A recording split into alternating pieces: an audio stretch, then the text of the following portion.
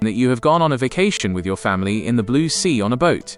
Water is spread far and wide in all directions and everything seems normal, but then everything changes in a single moment. Suddenly the seawater disappears somewhere and you get stuck on the desolate ground at the bottom of the ocean.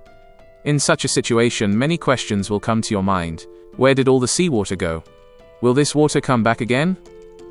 So let's find the answers to all these questions from this film that will force you to hold your breath. At the beginning of the story, we see a family who are in the middle of the Caribbean Ocean on a boat. This family has come into the middle of the sea to celebrate the birthday of a boy named Ben. They were all very happy to create a memorable moment. But they didn't know that this happiness was a guest for only a short while. For a few moments, everything was going normally. While they were all enjoying the view of the sea, Ben's mum jumps into the sea to swim. Meanwhile, Ben and his father were busy fishing. But then suddenly, Ben's mum, Julia, felt something in the sea, as if some large object was circling around her. When she looks here and there, she sees nothing. But then suddenly, something pulls her under the sea, and at the same time, the equipment on their boat begins to rapidly change direction here and there, as if something big is happening. Ben and Tom are unable to fully understand these changing circumstances because they are busy fishing. Meanwhile, Julia sees that in just a few seconds she has come very far from her boat, and she is drowning. While saving herself, she starts calling out to Tom loudly. But because Julia is quite far from the boat, no one pays attention to her, and here Julia feels that the seawater is rapidly receding backwards. Julia starts calling out to her daughter, Cassie, but Cassie is enjoying the sunlight while wearing headphones. Ben, Cassie and Tom have no idea at all that Julia has gone into the sea to swim. Julia was gradually getting further away from them, but then fortunately Tom hears Julia's voice faintly. He spots Julia, and Tom immediately jumps into the water to save her. On the other side, Ben starts the boat's engine and takes it near them. Luckily, Tom saves Julia from drowning. When they reach near the boat, after that Ben and Cassie pull both of them onto the boat, and in this way Julia's life is saved. Now on the boat, Tom gets angry at his daughter Cassie. He says, "Where was your attention? I had told you that when your mum goes into the sea to swim, you have to keep an eye on her." Cassie says sorry and says that she was wearing headphones. Well, now Julia was safe.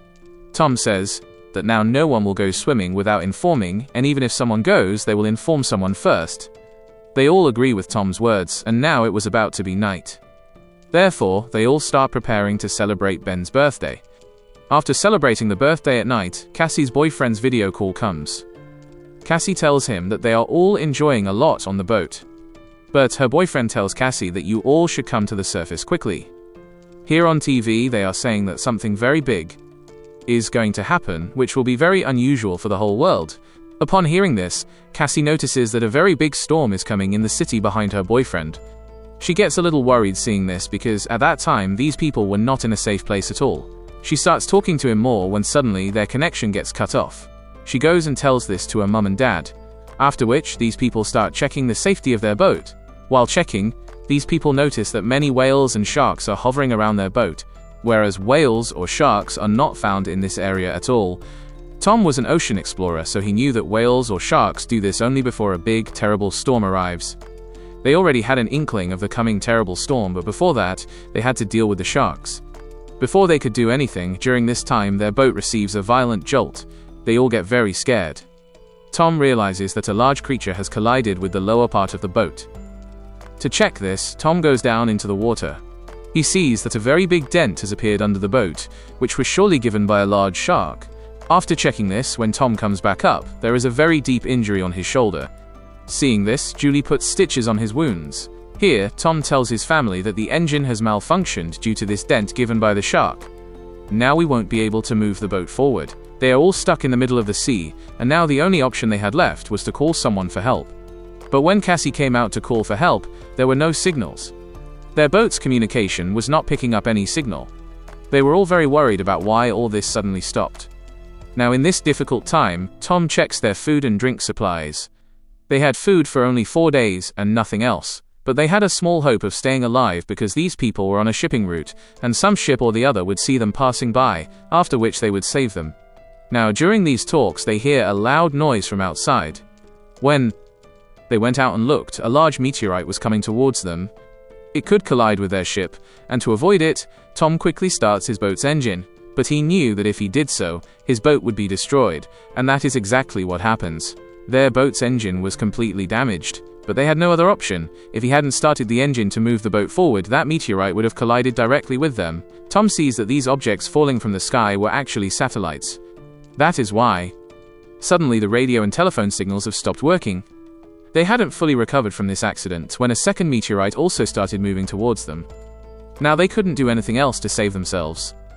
Therefore, they go to the lower part of the boat and put on life jackets so that even if the boat capsizes, they all won't drown in the water. When they are inside the boat starts jolting very violently. They all realize that now they won't be able to survive. Suddenly they heard a loud noise and they all fainted. When they regained consciousness, they found that they were alive. Although they had definitely sustained injuries, the surprising thing was that now there were small and large holes in their boat, but water was not coming inside. Now when this whole family comes out of their boat and looks, they are all stunned seeing the view. They see that there is no water under their boat. Fish were lying on the ground around their boat, and their boat was in a desolate, hilly area, as if these people had come to another world. This place had completely changed. Where there was water until last night, that place was now looking like high mountains and pits. They all soon realize that they are not in a desert, but they are still in the middle of the sea. It's just that all the seawater has shifted from here to some other place. Now Tom quickly takes out his compass and starts looking at the direction, and he realizes that something has surely gone wrong with the Earth. The Earth's poles have changed. The South Pole had come in place of the North Pole, and the North had gone to the place of the South Pole, and that is why all the seawater has gone to where people used to live on land before, and now land has been formed in place of the sea. After finding this out, everyone was stunned. Tom told them another terrifying thing, that in the midst of all this, the humans who were alive on land must have all been killed. This thing gives Cassie a lot of pain. She locks herself in the cabin because she had realized that her boyfriend is no longer in this world. But now there was one more thing that they were going to find out in a short while, and after hearing that, they were going to lose their senses. Anyway, now Julie starts collecting the remaining food, and Ben flies all his birthday balloons in the air so that if anyone is alive, they might come to them, and they can all face this situation together. After that, Tom tries to contact someone via radio. His hope was that no response would come from the other side, but surprisingly, he gets a response. This response was given to him by a captain named NATO, and he also knew the story of the sea shifting because he too, like Tom's family, was in his submarine. Tom asks the captain what we should do in this situation. Here the captain tells them something that makes the ground slip from under their feet. The captain tells Tom that the Earth's poles that have changed will return to their place again in about a week. That is, after 1 week, the sea will come back to its place, and at that time its waves will be very dangerous. Therefore the captain says to Tom, I will survive through the submarine, but you look for some high place for yourself as soon as possible and go there because your chances of survival will be higher there. Hearing this, Julie immediately tells her children to pack. Tom says to the captain, the chances of survival inside your submarine are also high, so will you keep my family? The captain says, surely brother, I want to do that, but I cannot because one of my companions has been killed inside my submarine and there is room for only 2 people here. I can keep 1 person, but even then, 1 will remain outside. And here Tom requests the captain, please, somehow keep both of my children. In return, I will give you all the food we have left. After which, the captain agrees to his words, and the captain explains his location to Tom manually on the map. After that, Tom estimates the location of that submarine, and he tells his wife that we will reach there in just 2 days. That is, before this seawater comes back, we can get our children there safely, and in this way both of our children's lives can be saved. The next morning, this whole family was ready for their journey. Then Tom sees a strange man coming towards them from afar with his dog.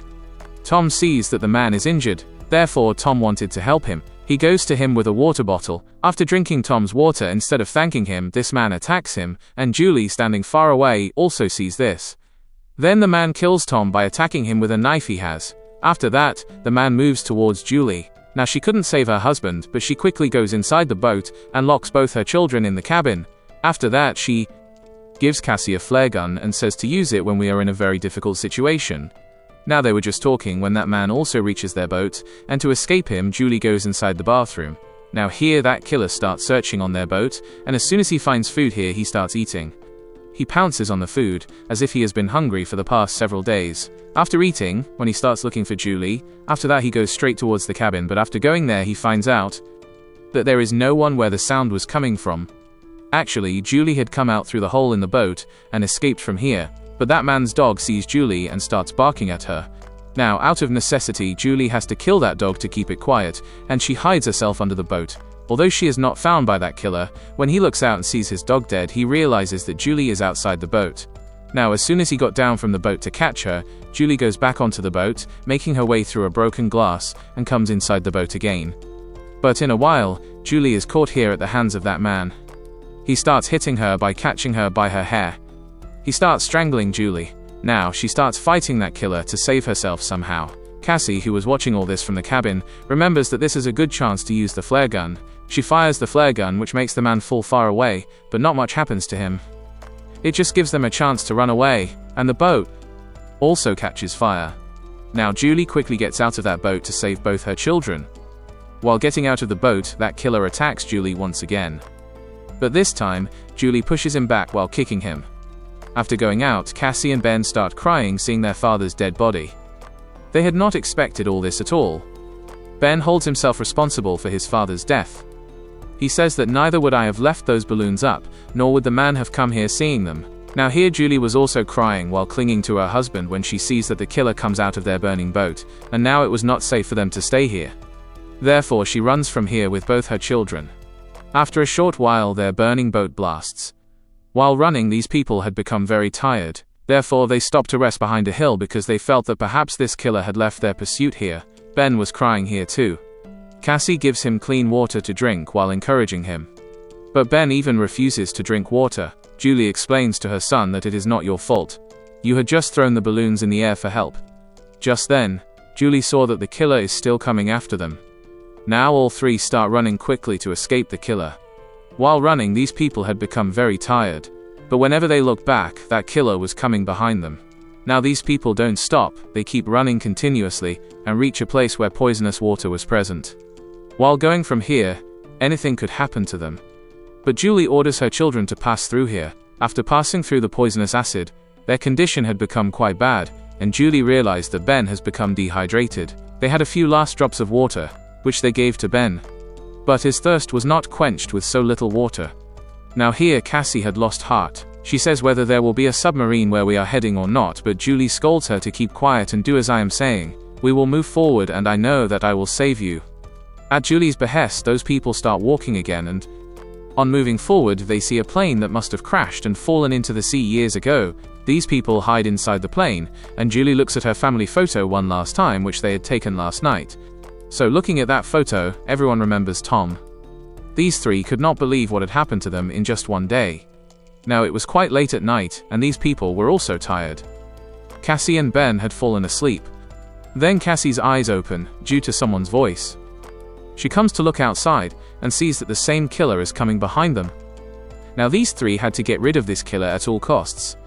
Therefore Cassie pretends to sleep while sitting in the same place. The killer thinks that she is sleeping, and as soon as he comes to attack, Julie takes the opportunity and strikes from behind. This time, Julie was very angry. She makes so many attacks on him that she takes his life. Finally, their danger is averted, and Julie falls into a peaceful sleep. In the morning when they wake up, they see that the killer's body is in very bad condition.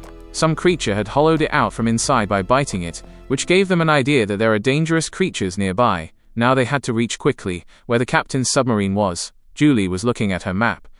On the other side, Ben was wandering in search of water. Going further, he sees water, and starts drinking without thinking. Julie had forbidden it because that pond was poisonous, but Ben was so thirsty that he didn't listen to Julie. Julie sees him, and runs to stop him from drinking the water. But by then he had drunk a lot of water. After a while, Ben became ill, and was not in a condition to walk. Therefore, Julie and Cassie make a shelter there, and rest for a while. Then Julie hears strange sounds. When she goes out and looks, she finds out that a lot of crabs are moving towards them, to escape which they started running. After walking a little further, at some distance they saw a very big ship. This was a cargo ship which also had many containers inside. Many people had taken refuge in these containers. As soon as they saw these three, they all went and hid in the containers. Actually, they didn't run from these three, but crabs were coming behind them. These three go near the container and start pleading and requesting to open the door. But they don't open the door for them. On the other side, a very big army of crabs was behind them. Therefore now they will have to do something themselves. They didn't have any other way. Therefore, Julie and her two children decide to climb on top of the container. Julie first makes her two children climb on top of the container. Now as Julie climbs up, a crab comes and bites her on the leg. But somehow, she climbs up after freeing her foot. Now Julie binds her wound with her scarf, after which she faints. Cassie and Ben see that those crabs went inside that container while cutting it, and these crabs attacked the people present inside.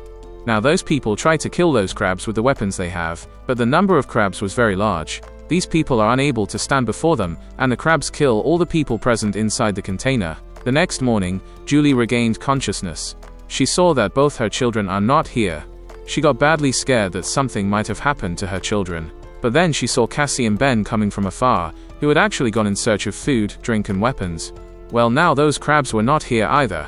Now Julie treats her crab-bitten wound, while Ben collects the weapons of the dead people inside the container so that they can use them for their own safety, and they also find a little food there. Anyway, after this, Julie contacts the captain, on which he tells her that these creatures have attacked me too, and now I am very badly injured.